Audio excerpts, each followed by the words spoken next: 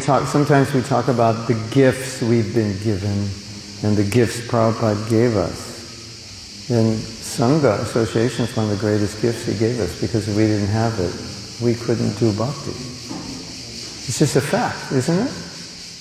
This is just the reality. Bhakti has to be done with Sangha. So then we need to learn how to take advantage of that Sangha. So, I'm going to just summarize what I was saying, let's say it in a slightly different way.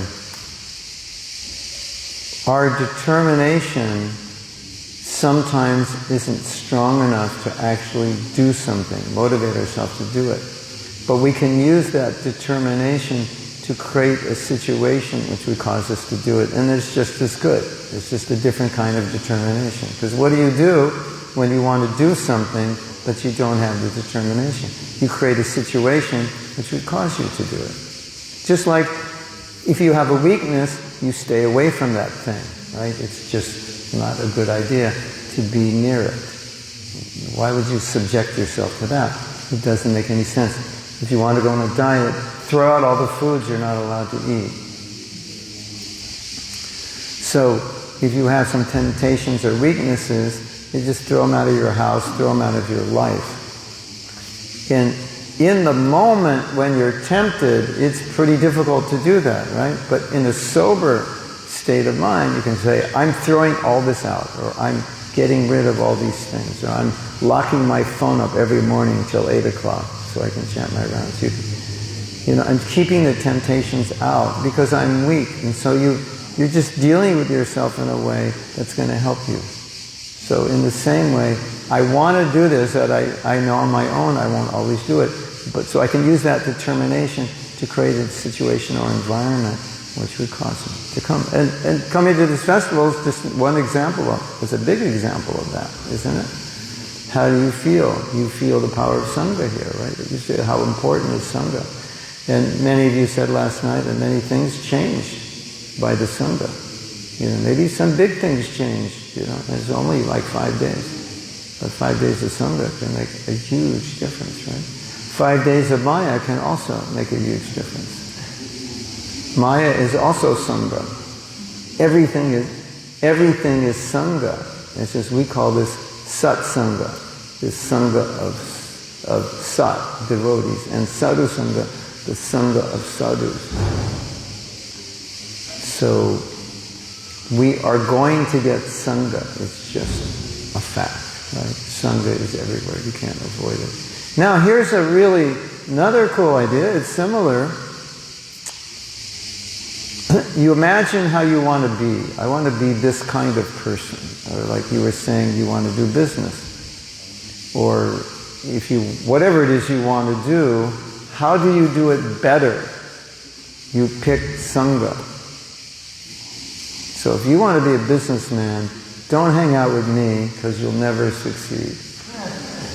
Because me and business, we have like some issues to work out.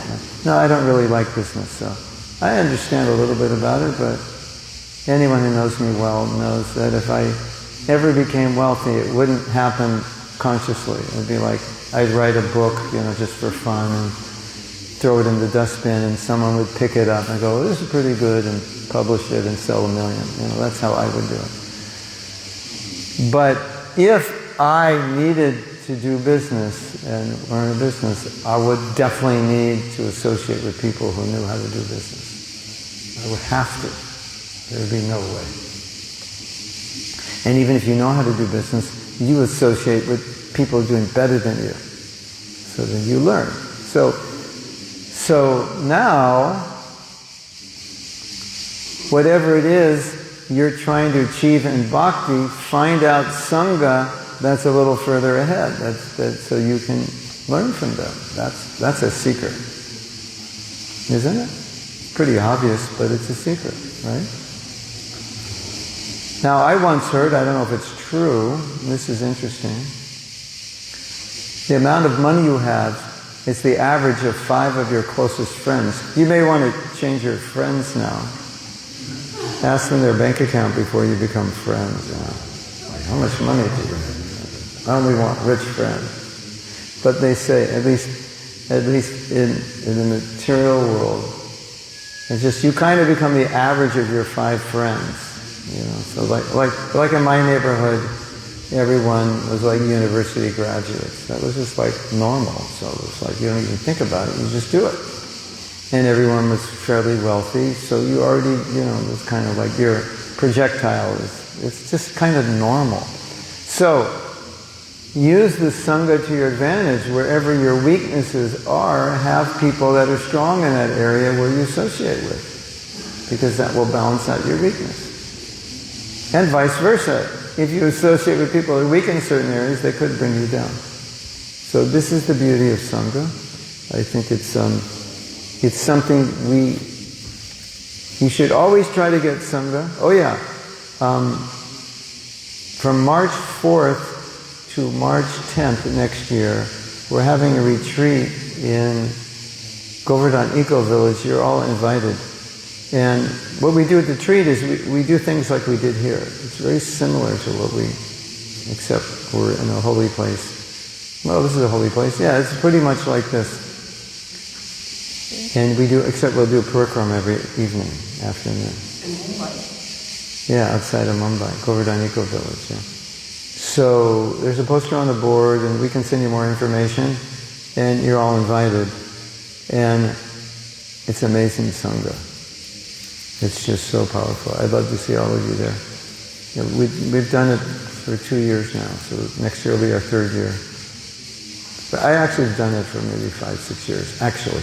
So, when you have opportunities to get Sangha, go to festivals, and then, when you're at those festivals, try to find the most advanced devotee, and if there's ever a Prabhupada disciple, especially for you ladies, if there's a female Prabhupada disciple, just get a rope, put it around your waist, put it around her waist, and just hang out. And ask questions, and hear, and watch what she does, what she says. Just get Sangha. You know, if you don't get this kind of Sangha when all the Prabhupada disciples are gone, you know what you're going to say, right? I should have got the Sangha. I was so stupid. Why didn't I get it? Not even with Prabhupada disciples, just any older devotees. As you know, old people don't stay around forever. They get new bodies, or they go back to Godhead. And so while they're here, any advanced devotee, get their association, you'll learn so much. You'll get so much realization. And it's so interesting. I think many of you may have this experience. If you associate with someone who doesn't have the same problems that you have, by their Sangha, your problems start to fade away just by being around them. Have you ever had that experience? Like, let's say you have a problem or an attachment or something you're really having a difficult time with, and you associate with another person who has absolutely no attachment in that area. By being with them, like your attachment doesn't make sense anymore. It kind of like, it's like there's this like light beam just shining in your heart. So if you're dealing with an issue, try to find someone that you feel has either conquered this issue, never had it, is not attached in the same way you are. It's extremely powerful. And sometimes it's like surgery, it's almost immediate. You just get immediate results. Just put the cream on and the problem's gone.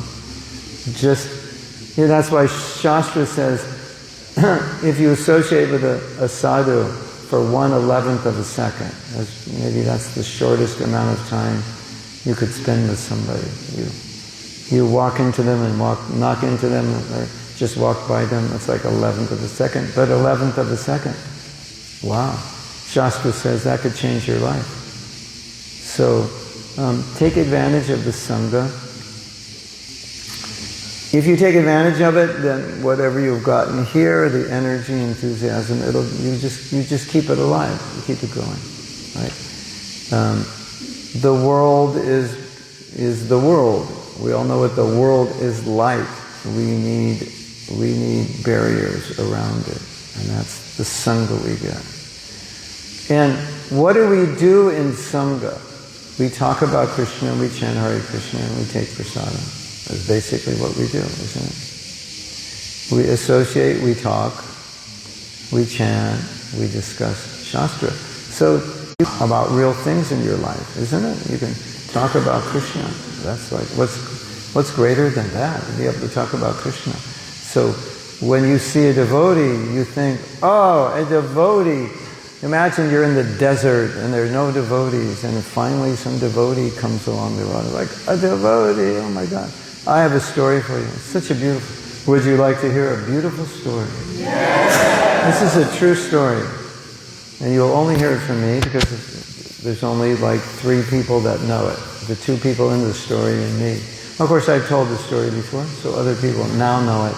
It's such a beautiful story about Sangha. So, the United States is a big country. It's about 2,600 miles long. One country, one language, one passport.